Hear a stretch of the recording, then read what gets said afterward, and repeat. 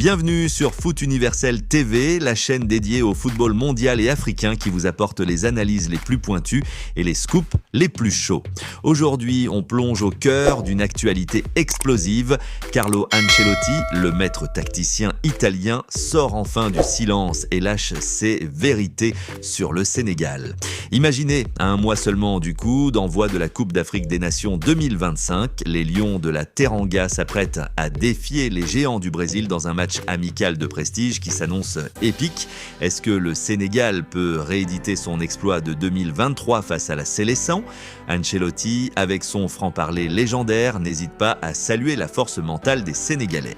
Accrochez-vous car on va décortiquer tout ça en détail avec des faits vérifiés et une analyse sans filtre. Si vous êtes fan de foot, abonnez-vous tout de suite et activez la cloche pour ne rien rater. Allons droit au but. Le 15 novembre 2025, à l'Emirates Stadium de Londres, le Sénégal affrontera le Brésil dans une affiche de gala qui va faire vibrer la planète foot. Ce n'est pas juste un match amical, lambda, non! C'est une préparation de très haut niveau pour les Lions de la Teranga, dirigés par Pape Thiaw avant la grande messe continentale de la CAN 2025. Imaginez les stars sénégalaises comme Sadio Mané, Kalidou Koulibaly ou encore Ismaïla Sarr face à la machine brésilienne. C'est le genre de confrontation qui peut booster la confiance ou révéler des faiblesses cruciales.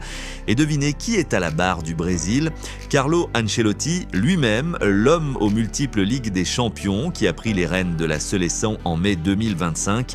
Un choix historique pour la fédération brésilienne. Pour la première fois, un sélectionneur étranger à la tête de cette équipe mythique.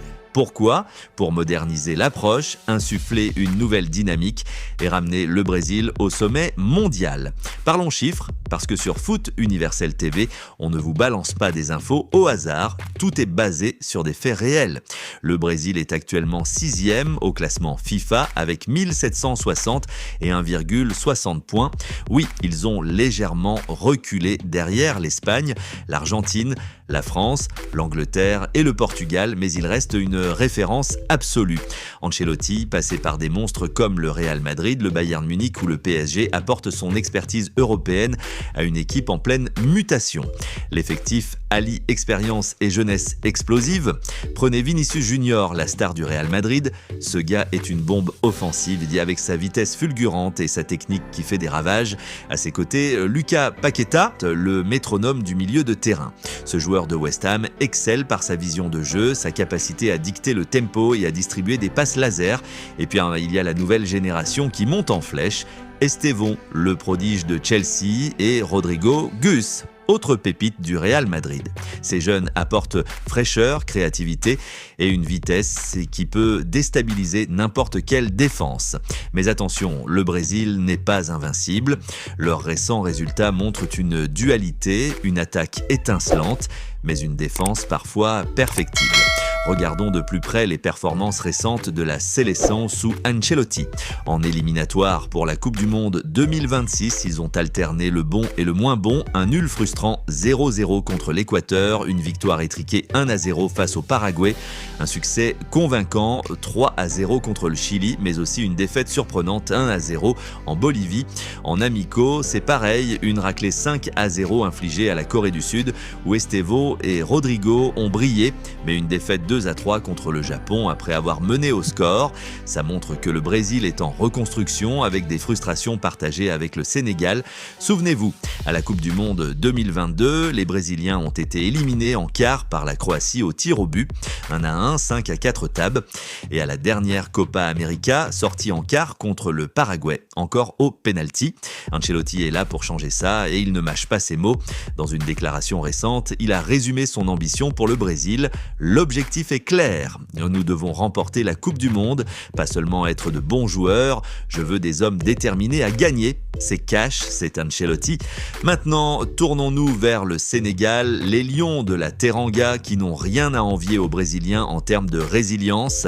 Actuels champions d'Afrique en titre, après leur victoire en 2021, ils visent un back-to-back à la CAN 2025 qui se déroulera au Maroc du 21 décembre 2025 au 18 janvier 2025 2026. Mais comme le Brésil, ils ont connu des déceptions.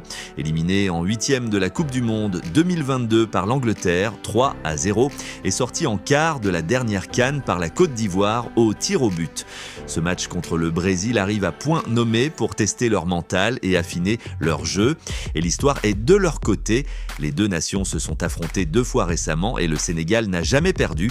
Un nul 1-1 le 10 octobre 2019 à Singapour, but de Firmino pour le Brésil, Diédhiou pour le Sénégal, et une victoire historique 4-2 le 20 juin 2023 à Lisbonne avec un doublé de Sadio Mané, un but d'Habib Diallo et un autogol de Marquinhos. Parmi les Brésiliens présents ce jour-là, Paqueta et Vinicius Junior. Ederson, le gardien, n'est plus convoqué récemment, ce qui pourrait changer la donne. C'est ici que Ancelotti sort du silence et balance ses vérités sur le Sénégal. Dans une interview exclusive, le technicien italien n'a pas hésité à saluer la qualité de l'équipe sénégalaise. Il loue leur collectif soudé, leur mental impressionnant et leur capacité à rivaliser avec les meilleures nations du monde. Le Sénégal a un groupe uni avec des joueurs qui se battent pour chaque ballon comme des lions. C'est le cas de le dire. Leur mental est leur plus grande force et ils ont prouvé qu'ils pouvaient battre n'importe qui. Y compris nous, a-t-il déclaré. Ancelotti reconnaît que ce match n'est pas une formalité. Ce sera un test réel pour mes joueurs. Le Sénégal joue avec intensité et leur victoire en 2023 nous rappelle qu'on ne peut pas les sous-estimer. Ces mots montrent le respect d'un coach légendaire pour les Lions. Pas de fausses infos ici, tout est tiré de sources fiables comme les communiqués de la FIFA et les analyses post-match. Analysons pourquoi ce match est crucial pour le Sénégal. C'est l'occasion de jauger leur forme avant la CAN. Pape Thiaw, le sélectionneur, pourra tester des tactiques contre une équipe offensive comme le Brésil. Imaginez Mané face à Vinicius, un duel de vitesse et de dribble qui pourrait être légendaire. Du côté brésilien, Ancelotti veut solidifier sa défense et intégrer les jeunes talents. Estevão, à seulement 18 ans, pourrait être la révélation avec sa polyvalence en attaque. Mais attention aux Sénégalais, Koulibaly en défense, c'est un mur, et au milieu, des joueurs comme Idrissa Gueye peuvent briser les assauts brésiliens. Pronostic, je vois un match serré, peut-être un 2-2 avec des buts spectaculaires. Le Sénégal a l'avantage psychologique de leur précédente rencontre, mais le Brésil sous Ancelotti est en quête de revanche. En résumé, ce Sénégal-Brésil du 15 novembre 2025 à l'Émirat est bien plus qu'un amical. C'est un clash de titans qui prépare le terrain pour la CAN et la Coupe du Monde 2026. Ancelotti, avec ses vérités cash, met en lumière le respect mutuel entre ces deux nations. Sur Foot Universel TV, on suit ça de près. Restez connectés pour les mises à jour live et les analyses post-match. Si cette vidéo vous a plu, likez, commentez votre pronostic ci-dessous. Sénégal gagne ou Brésil domine. Abonnez-vous pour plus de contenu exclusif sur le foot africain et mondial. Partagez avec vos potes fans de foot. À bientôt sur Foot Universel TV où le football n'a pas de frontières. Peace out.